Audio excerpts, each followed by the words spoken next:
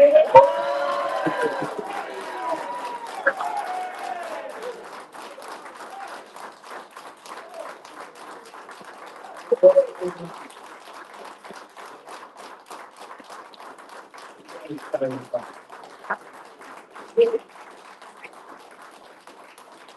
right, today I'd like to talk to you, and this is going to be a fairly brief press conference, but I'd like to talk to you a little bit about my background, and then I have a media packet for folks that have the position statements that I'm going to be talking about today. And each month I'm going to release more position statements, so stay tuned. I have run for governor before, and back in 2002. So I know what's ahead of me, and I tell my friends behind me, it's a long, hard road. Sometimes it's kind of lonely, but it is definitely the greatest thing about it is you get to travel the entire state. And the first time I did it, I spent 2 years traveling the state. This time will be a year to the primary, a little bit more than that, and then on to the general. So a lot of good times ahead. I'll be certain not to miss the Blueberry Festival, that's for sure. Um, I am looking for a job, I guess, running for a governor, but I have a job. So I tell a lot of people, I'm actually very happy working as a college professor and a former dean, and I've taken a lot of time to really work at my craft at Thomas College and make that college better. And I've been there for 23 years. I've also worked full-time for Colby College. I've worked full-time for St. Joseph's College. I've worked full-time for Sanford High School as a math teacher. I've been a college basketball coach. I've been a high school basketball coach here in Maine.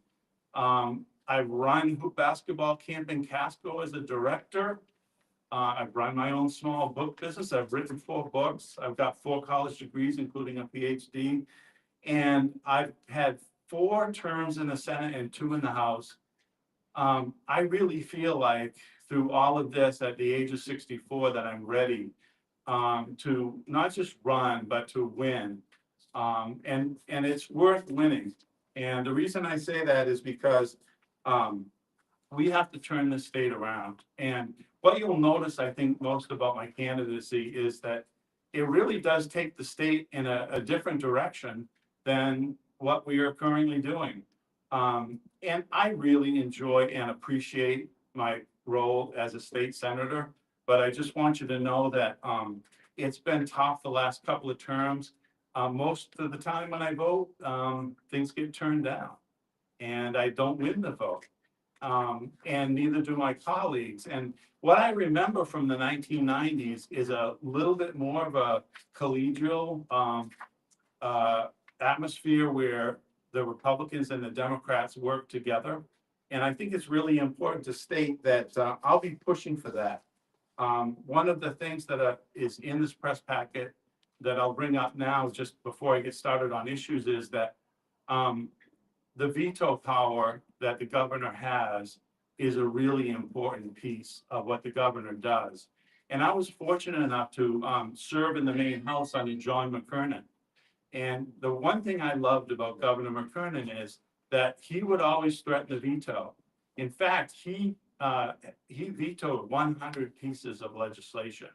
And only on the very last one, the 100th, did he get overridden. And the thing about vetoes is not about, oh, I don't want this to happen. The threat of the veto forces the two parties to come together and have to work together because they know that that's there. And so one of the things that I'm going to promise in my trips around the state and talking to the media and the people behind me and all people from all walks of life in Maine is that we're going to find a new way to work together. And it's irregardless of my basically relatively conservative principles. I don't care about that. And it's not about me, it's about the state of Maine, it's about all of us working together. And so I'm really, I'm focused on that. I want to talk a little bit then about some of these policy positions. I'm going to read some of them off. I'm only going to be able to cover a few of them today. But I'm going to start with economic development because that's what I'm best known as. In the 6.5 years that I worked at Colby, I worked as an economist and I went around the state giving speeches and, not just conducting, but delivering research on how our economy was working here in Maine, and it's been a tough go. The first thing I want you to know is that energy development equals economic development. And it's going to start with that. Energy development equals economic development. So what does that mean? Well, especially with energy generation.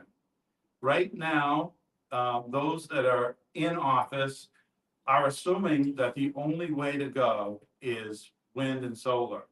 And while you'll get help in wind and solar from me, if you make that the only way to go, it guarantees that our economy will not do well. And there's no reason why we should do that. I've been a big fan of natural gas, and natural gas is gas-fired plants are serving up between 30 and 40% of our energy, and we need more of it. Why? Because on the supply side, we can really push down prices if we allow that kind of generation to take place. I also like to talk kind of, Maine is a big part of the world. I love where we're positioned geographically, but some things concern me nationally. Many of you know that China, for example, is developing currently 30 nuclear plants. And we in Maine are not. In fact, if you look at the entire United States, you've got one plant being developed in Georgia and a couple of other plants that are coming online specifically in partnership with businesses. We're going to look at nuclear power. We're not going to rule it out. It's a long-term proposition. But one of the things that has especially interested me is that we have an aircraft carrier, the Gerald R. Ford. And on that aircraft carrier are the newest and latest portable modular nuclear generators. And it's amazing how that creates, it's not just a power around the world it creates, it draws investment to us. It draws investment to us. You have to have good, reliable sources of energy in order to draw investment. And it's been my feeling in the 2 terms that I've returned to the legislature after having, 22 years off raising my family. It's been noticeable that we don't seem to be inviting investment to come to the state of Maine, and we really do. So what you'll see from me is a lot of work with the DECD, the Department of Economic and Community Development. That is a forward-thinking group. It's one of the best functioning groups. We just got a brand new commissioner, and he's a fantastic commissioner. I'm looking forward to perhaps getting in and reappointing him. Mike Duguay and others who really are experts in their fields. Look him up and look at his background, and you'll see exactly what I'm talking about. We're going to start a tax incentives program for investment out of the DECD, and I've made sure that I detail that in here. So take a look if you would. Another issue that's I think important to Maine business right now that really has thrown cold water on investment in Maine is the paid family leave program. My intention is to continue the paid family leave program, but to try to craft it and make it more like the state of New Hampshire, where it's really a state-sponsored voluntary insurance program. And it's a far safer, better functioning opportunity for a win-win. And we really need that. Finally, before I leave this, I have to tell you that this is one that'll be somewhat controversial. During my 4 years, we are not going to have automatic increases in the minimum wage. The minimum wage is important. It's a program we're all familiar with, but we're also familiar with the fact that New Hampshire offers a minimum wage that is less than half what we do. And what has happened in the state of Maine is we've lost a lot of businesses, especially in hospitality and restaurant. We simply can't stand around and allow that to happen. I'm not saying we're gonna roll back the minimum wage because I wouldn't do that. But to freeze it for a period, allow businesses to be able to know and predict, be able to carry out their business plans, know and predict what the increases will be, because there won't be any. And leave it at the current level, which is, I believe is the 5th highest in the nation. More on energy. I'm gonna start with a ratepayer first plan.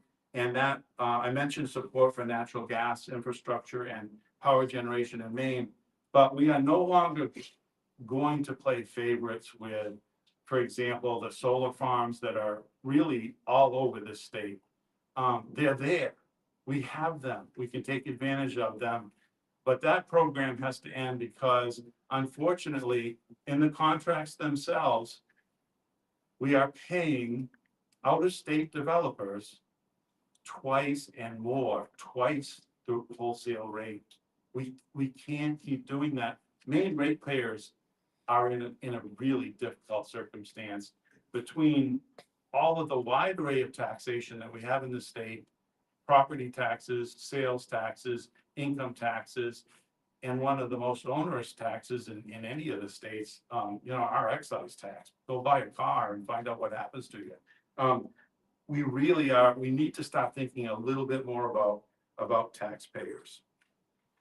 I'll get back to that. Let me talk quickly about education. I'm going to list off a few things. I'm a career educator, and I've been a dean, run a college, really had great opportunities over the years, and feel like I know the system better than anybody.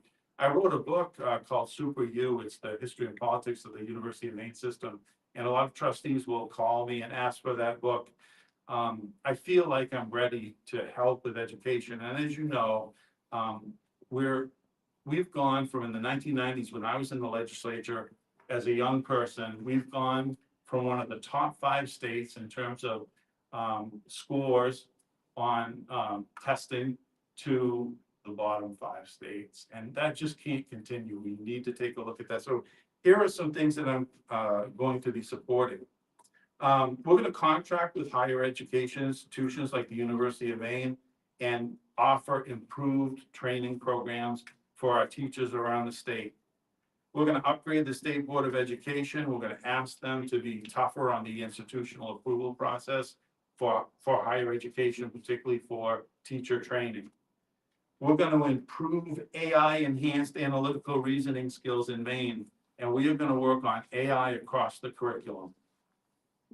We're going to address chronic absenteeism, and we're going to do case audits of schools to make sure that we get to the bottom of why students are absent 50, 60, 70 days in a year. That cannot continue. We're going to raise minimum standards for high school graduation. I'm not going to be able to go into too much detail, but it's in my packet here. I guess the one thing that I would bring up is that, did you know that we have 2 years of high school math required in Maine? Massachusetts is 4.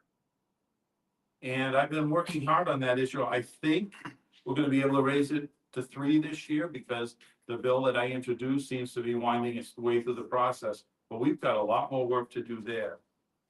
I'm going to keep a promise. All of the Maine lottery proceeds will go directly to education and be dedicated revenue.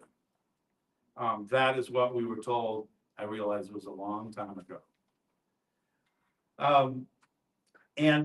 We're also going to establish a first-year promise program, which means that instead of the community colleges being singled out as a source of funds, or excuse me, a use of funds, and students getting free community college, we're going to start a first-year program out of FAME, out of the Maine grant program, a first-year program for students so that they can choose where they want to go. A lot of students end up in the community college system, and the community college system is great. I was a trustee of the community college system. I've hated my position being opposed to funding for the community colleges. I've hated it. But think about this for a minute. Why would so many parents are sending their children to community colleges when in reality they want to go on for a baccalaureate degree? Why would we encourage one thing over another? It doesn't make policy-wise, it just doesn't make sense. So we're going to work on that. think one of the things that you'll be interested in is my tax policy. I am going to take the first 4 years while I'm in office and $250 million per year for a total of $1 billion, and we're gonna have income tax relief. $1 billion over 4 years of income tax relief. And that's not an easy thing to pull off, but if you look at the growth of the main budget, and you think about, you know, the $11.5 million budget that we're gonna end up with, billion-dollar budget that we're gonna end up with this year, there's definitely room for $250 million a year to be put towards income tax relief. And I've got the details for you in this packet. I hope you'll take a look. We're gonna, if we're not already, we're gonna remove ourselves from the National Popular Vote Compact. Looking at good government issues now. We're gonna strengthen government oversight. The Government Oversight Committee is gonna have more power. We're going to repeal ranked choice voting. We're gonna find a way to repeal ranked choice.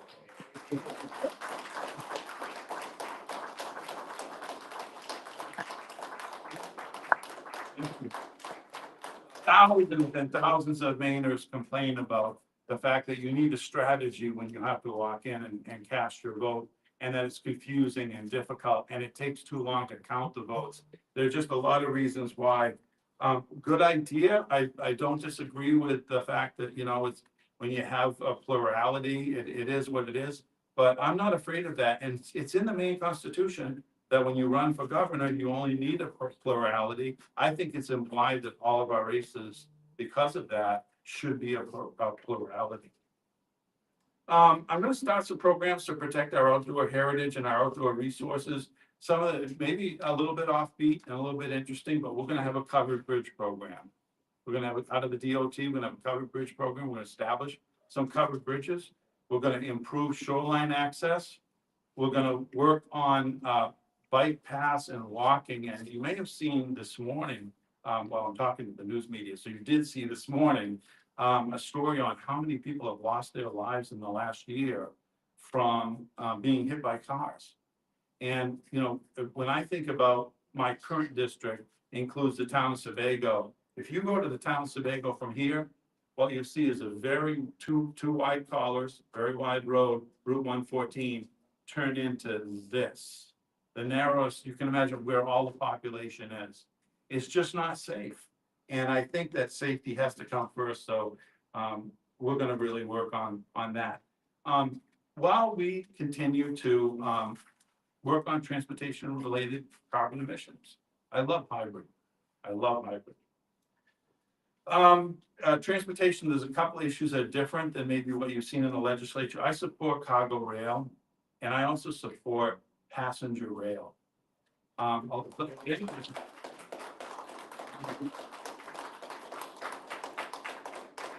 There are a couple of coalitions actually that I work with, and I believe in what they're doing. I don't think they're off the rails. Having worked in Waterville for so many years now, we're a college town. You know, we've got Colby College, Thomas College, ABCC. There's also some private schools around that area. I would like to see at least some limited rail that is passenger rail coming up through Waterville. And I know people want it in Bangor as well. We'll look at the cost of that and we'll try to be very supportive of that. I also want to strengthen rural airports. All right, so all in all, I'm going to repeat what I said earlier. There's a lot more in my packet. You'll get more each month because there are some areas that I haven't been able to cover. These are my early priorities.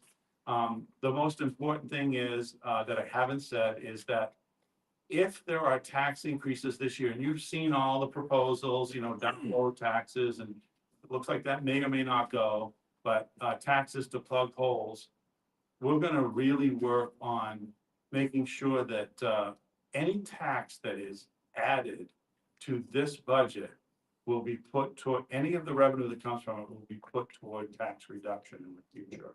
Every single dollar of that new revenue that's driven. Now, how are we going to pay for some of this stuff? AI will help us from a management standpoint of the agency structure AI will help us. AI will help make employees 5 to 10 times more productive than they currently are. And some of you I know have already worked with AI and you've seen how much more you can do. And that's only the tip of the iceberg. So this whole idea that the state government should be expanding jobs at the rate that we're expanding those jobs doesn't make sense at all, and it really hurts the main taxpayer. So I'll be looking for economies. I'm not the kind of person that likes to fire people, even though I fired people before. We've gone through the whole process, 3-step process, that sort of thing. I don't like doing that, and I won't do that in state government. We're gonna work through attrition, and we're gonna try to slowly work on the size of government. We've got too many employees in state government, and for some reason, we've decided we're gonna add some this year. So that's an important piece. The other thing I think that is that's in here that people always ask about cost savings, and I'll try to make this the final thing. We need to reform general assistance, and I am not afraid to reform the main care system. The main care system works like this, and breaking it all down in a very simple way. Main care has a lower reimbursement rate for all the providers. So if you get main care, you're, in some cases, you're a second-class citizen. Now, why would I say that? Because there's no law that says the provider needs to even give you access to the services that you need. And what happens? A hospital that gets reimbursed, and of course in Maine, we've got around 400,000 people on main care. In New Hampshire, they've got about 186,000 people on main care. And they've got more people in New Hampshire than we have here in Maine. So here's how the way the system works. We give a low rate of reimbursement. We've expanded the amount of people that are on main care. So, and those rates are fixed. So where do the price hikes go? To the private pays. So it's a vicious cycle. And the private pays, of course, the price is very high for medical care. So we have to break that down. Now, am I going to throw people off Medicaid? No, I'll work with the administration on working to make sure that people who, and Republicans say this a lot, and I agree with this, people who are single, who are able to work, who are working, we'll work with them on a case-by-case basis, and we'll try to slowly transition them into private insurance. Maine has some subsidized insurance programs. It may start there, and then we slowly do that. But we need to get the number down. It needs to be below 300,000 in terms of the enrollees. It has to be. We cannot continue to make sure or assure that our state will be full of people without resources.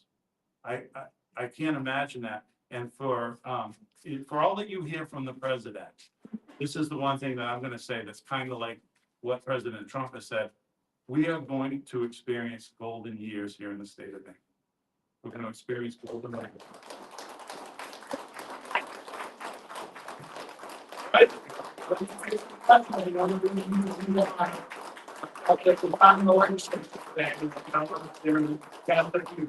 you have any questions? This is obviously a crowded field. It is Governor so far. Yeah. Tell me about why 2026 is the year that you felt like it was important to throw your hat in the ring again.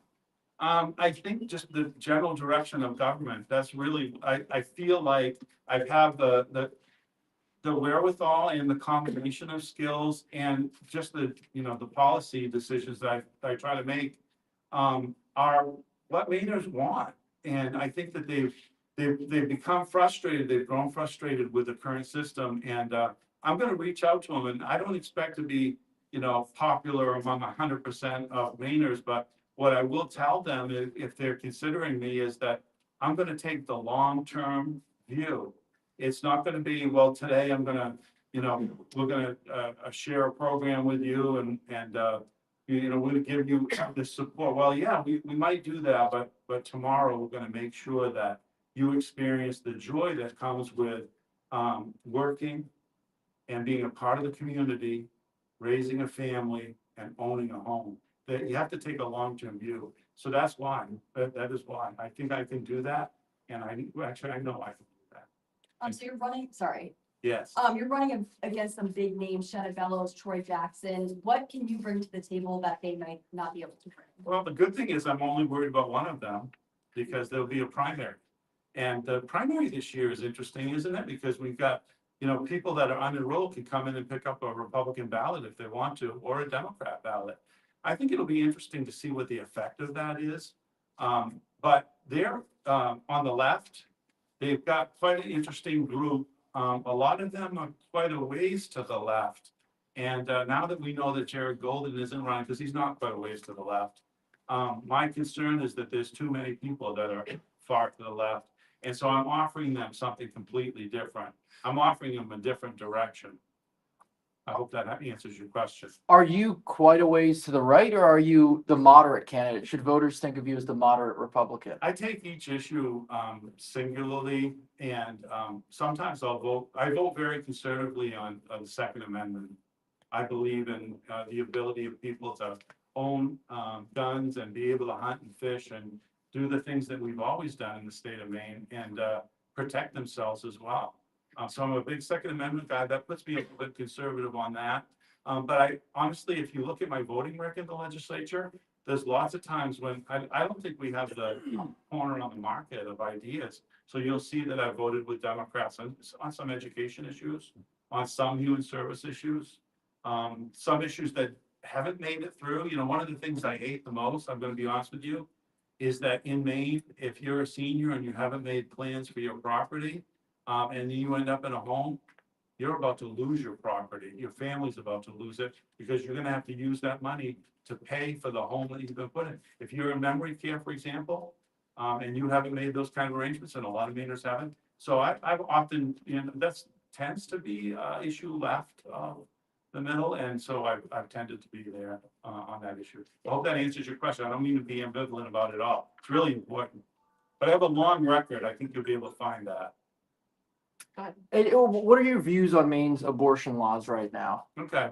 I personally am pro-life, but I honestly have always said, it's none of my business. But when it comes to late-term abortion, if the legislature brought me something on late-term abortion, some kind of restrictions, I would sign that. And that's where I am. I wouldn't go much further than that. I'm not crazy about spending taxpayer money on abortion because some people obviously are convicted, they don't like it.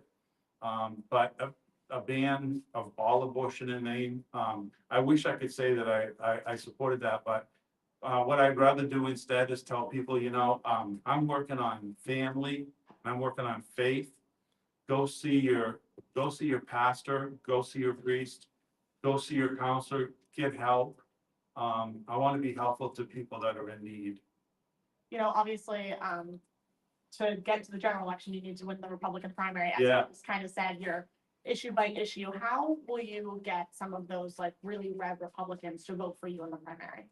I think they'll see that, I think they'll see me as a good CEO. I think that's where it comes from. I'm pro-business. I mean, the reason I'm a Republican is I'm pro-business. And so I've written business plans and I know how we disrupt them in the state. Disrupting a business is not the job of government. It is disrupting a business is the last thing we should be doing, but we're doing it all the time. And we're making it difficult because we change the cost of doing business so often and by so much, we put businesses in jeopardy. I'm going to be inviting investment like I talked about earlier. And also you'll see that in my packet. I started today with investment in this media packet because it's so important. And that's really what I'm going to be focusing on. Thanks for the question, Jackie. And then I just have one more. Obviously, Title IX and the issue of transgender women participating in girls and women's sports has. Yeah, that's in this packet. Legislature. Yep. Yeah. That's in this packet. I was a women's basketball coach at Thomas College. I was a women's basketball coach at Gorham High School. The 2 years that I was coach, we went to that grand tradition of going to the Civic Center and competing in the playoffs. important to state, I guess, that your birth certificate will define where you play. And there's nothing wrong with that. Last night I watched an incredible NBA game. Did you guys see it? It went down to overtime. It was kind of a miracle shot at the end of regulation, right? Those were all men. There's nothing wrong with that. There's nothing wrong with all women. However, we need to care about people who do transition. And so we need to find a separate category for them to compete in. And there's no reason why, if you're in a track meet and you've transitioned, there's no reason why you can't compete statewide against other people. There's no reason. So we'll be looking at humane ways of dealing with that, but I'm going to protect girls' sports. Just off of,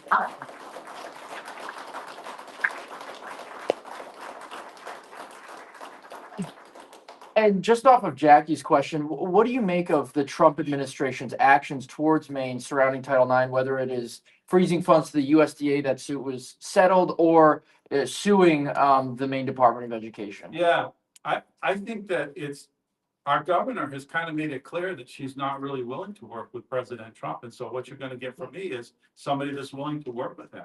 I'm willing to work with him.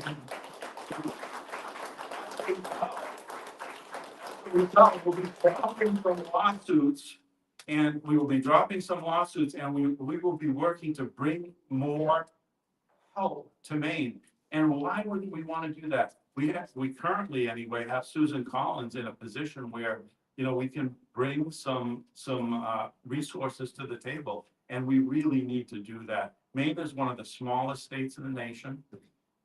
There are smaller, and thank goodness we have 2 Congress people. But we're small, and we do need to be net positive on the resource side of federal government. And so I'm going to work with President Trump, and I'll be proud to do it. Thank you for the question. Thank you, Senator. All right, we'll see you guys later. Have a great day.